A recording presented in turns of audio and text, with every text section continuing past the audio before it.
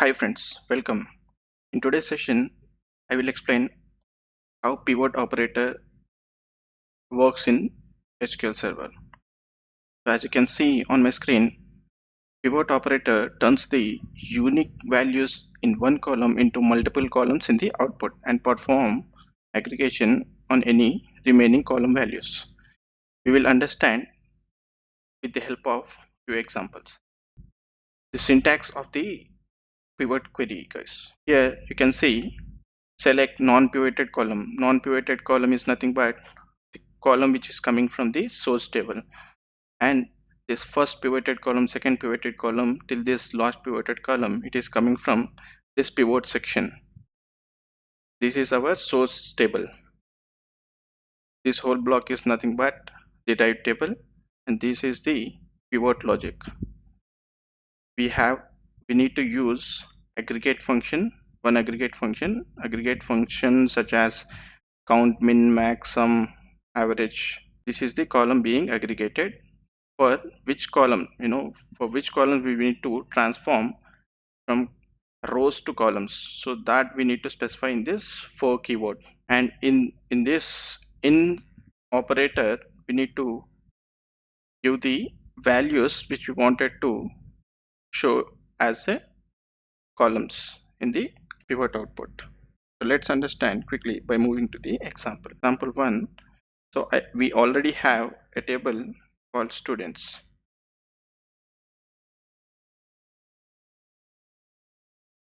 When execute, as you can see, we are having three columns: student name, subject, and marks. Now, what if we have to transform these rows into columns?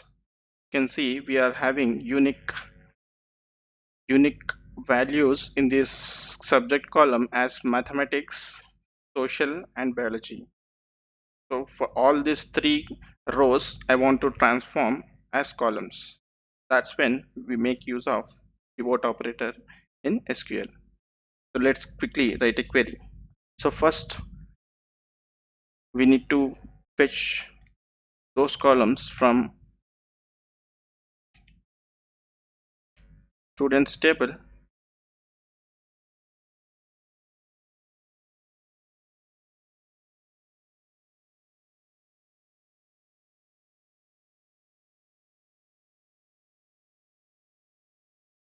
So these are the columns which we needed to write the pivot query. So this one I wanted to name as, so this forms our source table, and on this source table I'll write pivot. So I wanted to use the aggregate function as sum here, sum of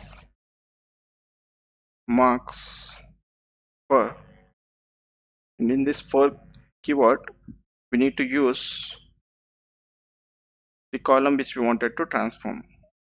Here I wanted to transform the subject column in, so this subject, these values we need to specify here: mathematics, social, and biology. So I wanted to give a alias name as pivot table. So on this I wanted to display the student name which is coming from this source table. Instead of students table, this student name is coming from the source table, which is a derived table.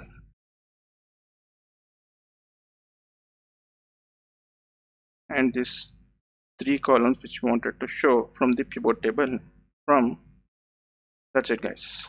So when I execute this query, as you can see, let me execute both of these queries together. So we have transformed this subject column unique values into the columns, guys. So mathematics, social, and biology, and these are our marks: 85, 70, 65, then 85, 90, 95 for these students, we are having a Rock and Tom students. So this is what we are getting in the pivot query output, guys. So now let's understand what if new subjects are added into students table. I already wrote this query. So let me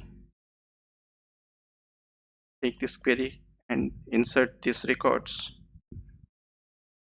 So now when I bring up this columns from the students table, we see we are having this zoology. Let me order it by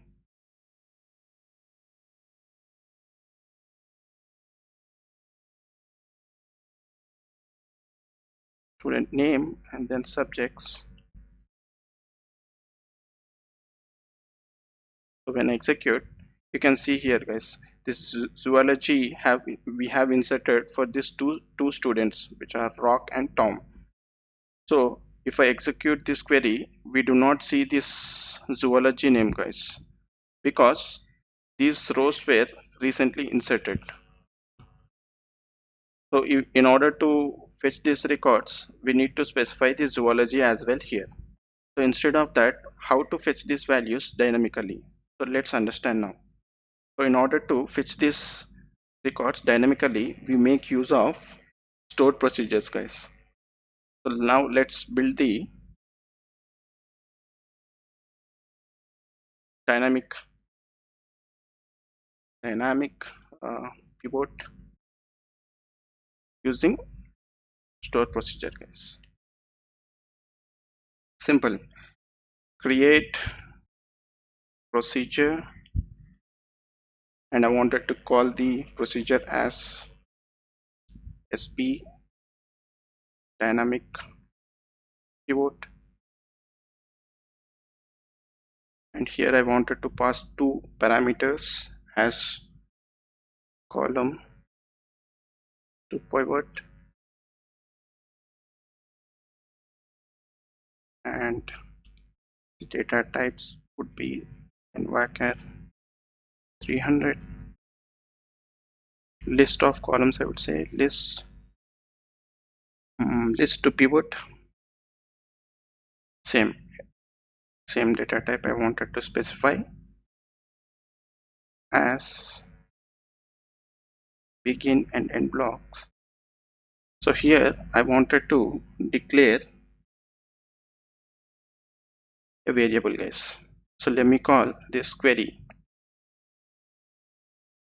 and for this variable I wanted to declare a data type as envarchar max, guys, and I wanted to set this query, wanted to start a statement, SQL statement.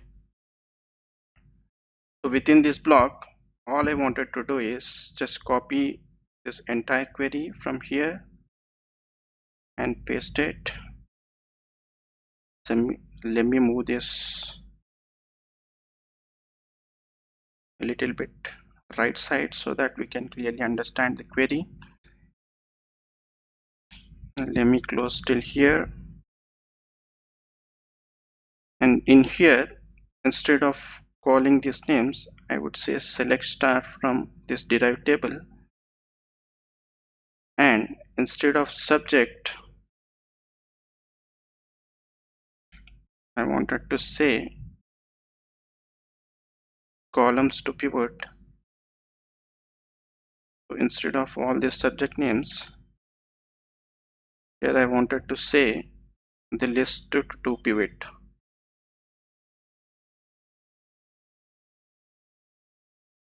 And here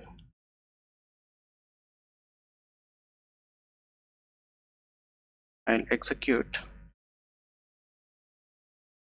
this query within this block. That's it, guys. So let's create stored procedure. Oh, it's already there. Let me drop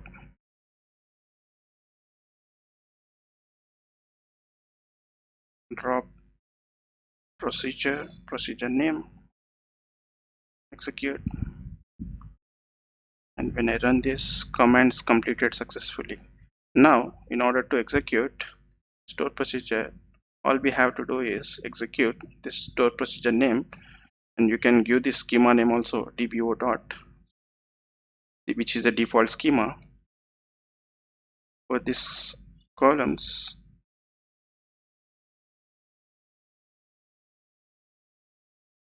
equals, we already know this is a subject, and the list to pivot is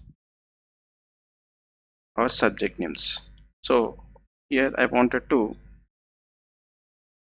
display for mathematics, let's say biology and social.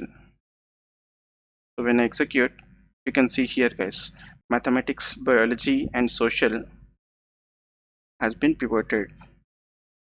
So let me execute select star from students query here.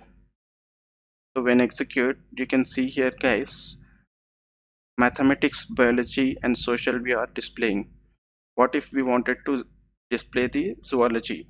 In case we have inserted zoology records recently and we wanted to see those records in our pivot query, just simply insert this zoology inside our execute procedure and then simply execute this. See guys, we are getting the zoology pivot output as well. So this is how we need to use the pivot operator in SQL. So let me explain again regarding this dynamic pivot query guys, using our stored procedures.